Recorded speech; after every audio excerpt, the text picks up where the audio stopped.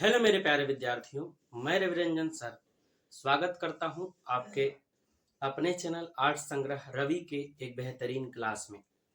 विद्यार्थियों, आज की क्लास में हम लोग पढ़ेंगे आपके किताब दिगंत भाग 2 के अध्याय 3 तुलसीदास पद का तीसरा भाग है। इसका 2 भाग हो चुका है। पहले भाग में हम तुलसीदास के जीवन परिचय देखें। दूसरे भाग में हम पहली पंक्ति, आपके इसमें 2 पंक्ति है तो पहला पंक्ति हम कविता का देख लिए थे। आज हमको दूसरा पंक्ति देखना है और इसके साथ ही यह चैप्टर आपका समाप्त हो जाएगा। तो चलिए विद्यार्थियों, क्लास को शुरू करते हैं। देखिए, दूसरे पंक्ति में तुलसीदास जी जो है वो क्या कह रहे हैं। तो दूसरे पंक्ति जो है आपका, ये जो दूसरा पंक्ति है, इसमें तुलसीदास उस समय, जिस समय में तुलसीदास थे, उस समय के स्थिति का वर्णन कर रहे हैं। वह जो समय होता है वह अकाल का समय होता है। उस समय में भीषण दुर्भिक्ष, भीषण अकाल पड़ा हुआ होता है। तो उस समय की स्थिति का वर्णन करते हुए तुलसीदास क्या क्या कहते हैं, हम उसको समझेंगे। देखिए क्या कह रहे हैं। तो प्रथम 2 पंक्ति को पहले देखेंगे। प्रथम 2 पंक्ति क्या है, कह रहे हैं, द्वार हो भोर ही को आजू घटत रिरिहा आरी और न कौर ही ते काजू। तुलसीदास जी उस समय के अकाल का वर्णन करते हुए कहते हैं कि हे भगवान, हे राम, भोर होते ही द्वार हो भोर ही को आजू। द्वार हो मतलब आपके द्वार पे, द्वार हो मतलब आपके द्वार पे, भोर ही को आजू। जैसे ही भोर होता है भगवान, हम आपके दरवाजे पे आ जाते हैं। क्या बोल रहे हैं, द्वार हो भोर ही को आजू। आजू मतलब आना, आजू मतलब क्या होना, आना। तो तुलसीदास जी कहते हैं कि हे राम, हे भगवान, जैसे ही भोर होता है मैं आपके दरवाजे पे आ जाता हूं। आगे देखिए क्या कह रहा, घटत रिरिहा आरी और न कौर हित काजू।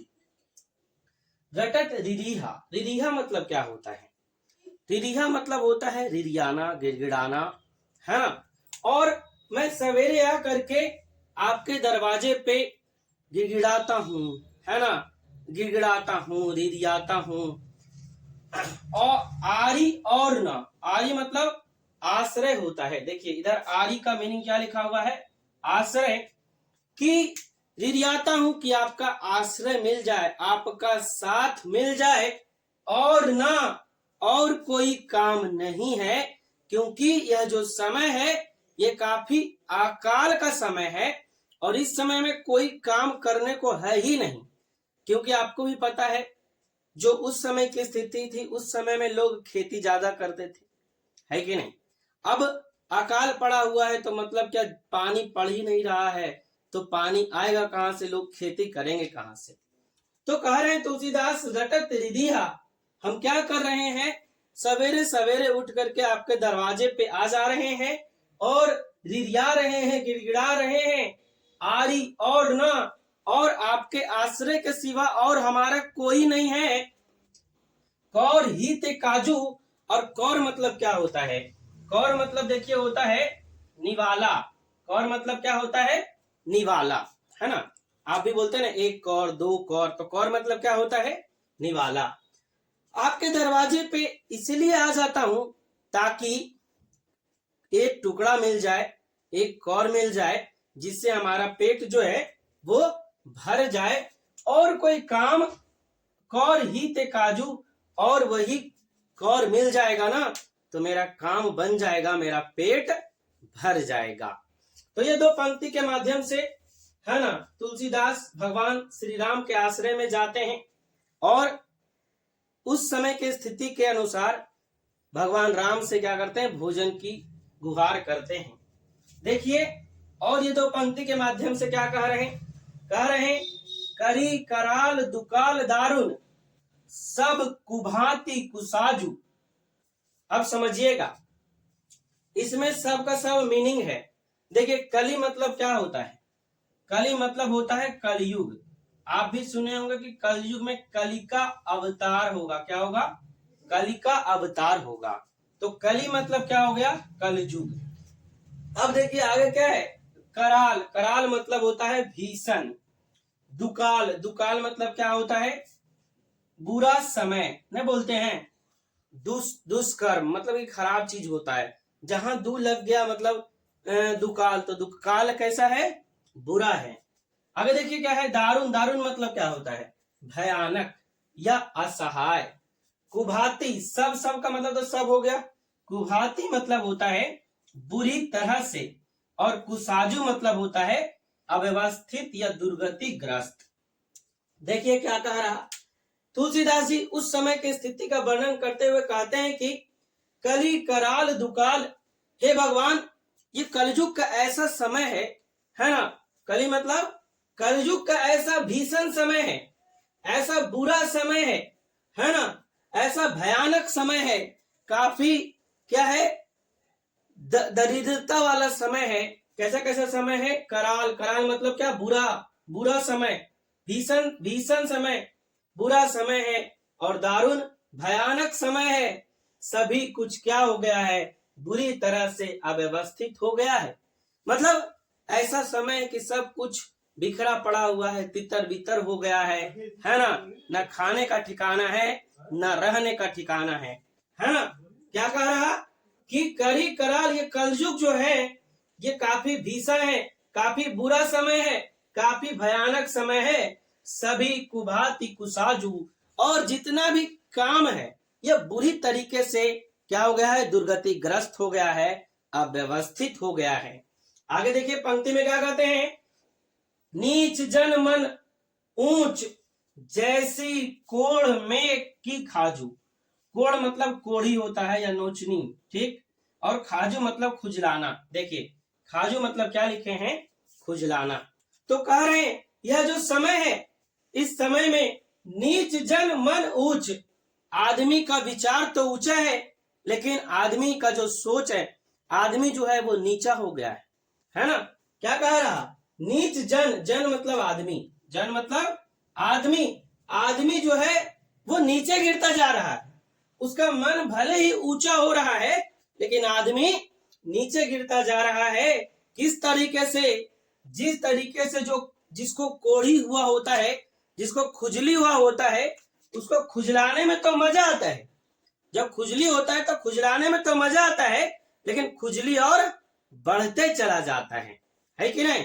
उसी तरीके से जो व्यक्ति है वो नीचा होते जा रहा है, उसका मन ऊंचा हो रहा है, लेकिन व्यक्ति जो है वो नीचे गिरते जा रहा है। किस तरीके से?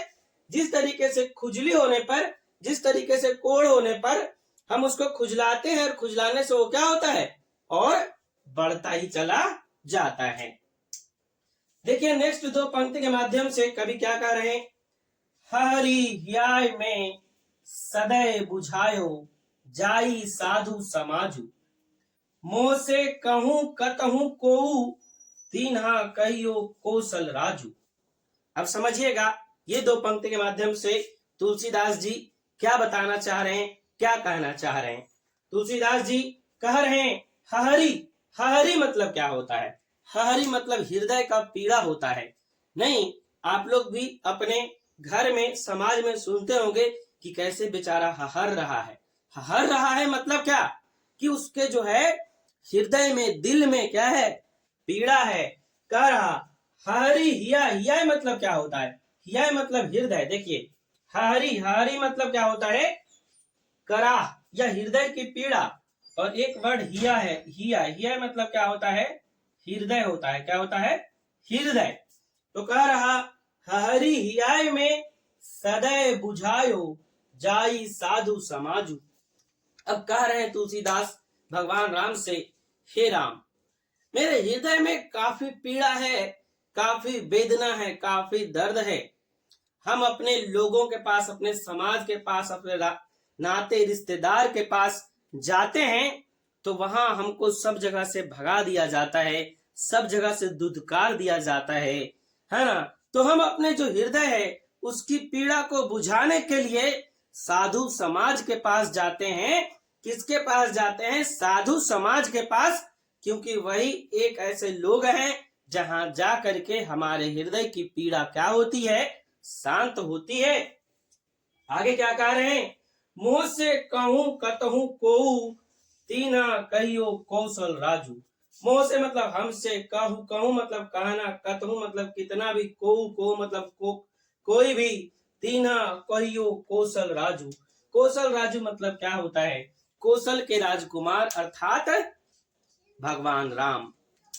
अब देखिए क्या कह रहा कि जैसे हम साधु समाज के पास जाते हैं तो हमसे कोई कितना भी कुछ कहता है ना, लेकिन जो जो हमारे साधु समाज हैं, है ना, वो हमसे कहते हैं कि आपका मदद एक ही व्यक्ति कर सकता है ना, कि आप तीन्हा कहियो कौशल राजू, कि आपका जो भी दर्द है, जो भी दुख है, जो भी पीड़ा है, जो भी बिगड़ा हुआ काम है, यदि आप कौशल राजू यानी भगवान राम के पास जाके कहिएगा तो आपका जो बिगड़ा हुआ काम है ना, आपकी जो यह स्थिति है, आपकी यह जो दीन दशा है, सब का सब क्या होगा, सुधर जाएगा और आपकी बिगड़ी भी क्या होगी, बन जाएगी। आगे देखिए क्या कह रहे हैं, ये दो पंक्ति के माध्यम से बोल रहे हैं, दीनता दारिल दलय को, दीनता दारिल दलय को कृपा बारिधि बाजू। अब कह रहे हैं कि हे भगवान, हम जो हैं दीनता दारिल दलय को, दारिल मतलब क्या होता है, तो दारिल मतलब होता है खराब समय, ठीक है, दीनता मतलब गरीब, तो हम जो है वो क्या है, गरीब हैं, दीन हैं, है ना, एक दरिद्र हैं, हम क्या है, दारिल, दारिल मतलब दरिद्र, हम दरिद्र हैं, गरीब हैं, दलय को कृपाधि बाजू, कृपाधि मतलब क्या होता है, कृपा बारिधि, कृपा बारिधि मतलब, बारिधि मतलब होता है सागर, और कृपा मतलब कृपा, तो कृपा बारिधि मतलब कृपा के सागर, है ना। तो कह रहे हैं कि हम जो हैं, हे भगवान, हम क्या हैं, गरीब हैं, दरिद्र हैं, और आप तो कृपा के सागर हैं, आप अपना कृपा हम पे बरसा दीजिए, अपना कृपा हम पे लुटा दीजिए। आगे क्या कह रहा बाबू, लास्ट का दो पंक्ति देखे, अब ये पंक्ति देखे, दानी दशरथ के तू बनाई सिर ताजू, और आप तो भगवान राम हैं, और आप दानी जो दशरथ हैं, दान करने वाले दशरथ हैं, उनके सिर के ताज हैं, है ना, उन बनाई थी मतलब क्या होता है, बना, बने हुए। आप जो हैं भगवान राम के बारे में तुलसीदास कह रहे हैं कि आप जो हैं वो दानी दशरथ के क्या हैं, सिर ताज हैं, सिर के क्या हैं, ताज हैं, है ना, आप क्या हैं, भक्ति के सागर हैं, है ना, आप हमें क्या करेंगे, आप अपना थोड़ा सा कृपा दिखा देंगे तो मेरा काम हो जाएगा। देखिए लास्ट का दो पंक्ति क्या कह रहा, जन्म को भूखो भिखारी हो, गरीब निवाजू, निवाजू मतलब देना, और गरीब को देना।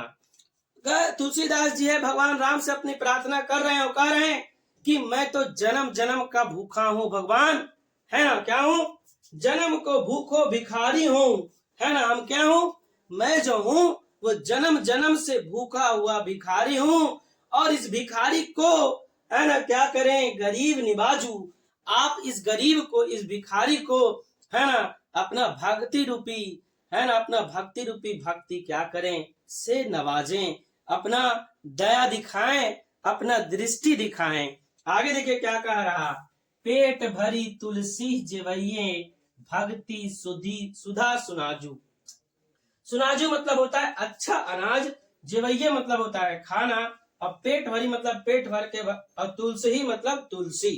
अब इस लास्ट पंक्ति के माध्यम से तुलसीदास कहते हैं कि क्या करना, कि अब तुलसीदास को पेट भर के भोजन कराना, और कैसा भोजन, तो भक्ति रूपी जो अच्छा अनाज है ना, भक्ति सुधा सुनाजू, सुधा मतलब अच्छा, सुनाजू मतलब अच्छा अनाज, है ना, अमृत रूपी अनाज, है ना।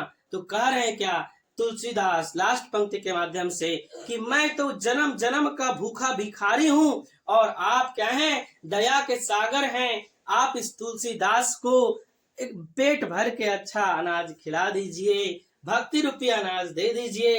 यदि यह मिल जाएगा तो तुलसीदास सदा के लिए तर जाएगा, सदा के लिए अमर हो जाएगा।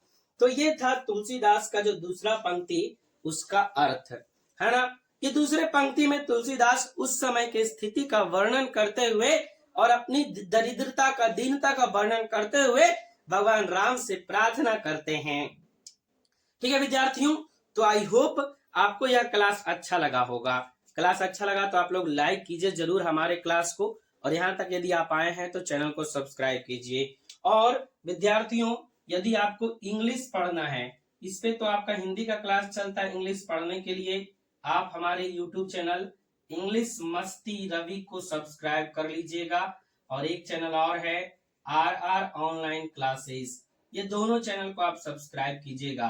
और जो विद्यार्थी हमारे इंग्लिश मस्ती रवि टेलीग्राम चैनल से नहीं जुड़े हैं, आप जुड़ जाइए इंग्लिश मस्ती रवि टेलीग्राम चैनल से।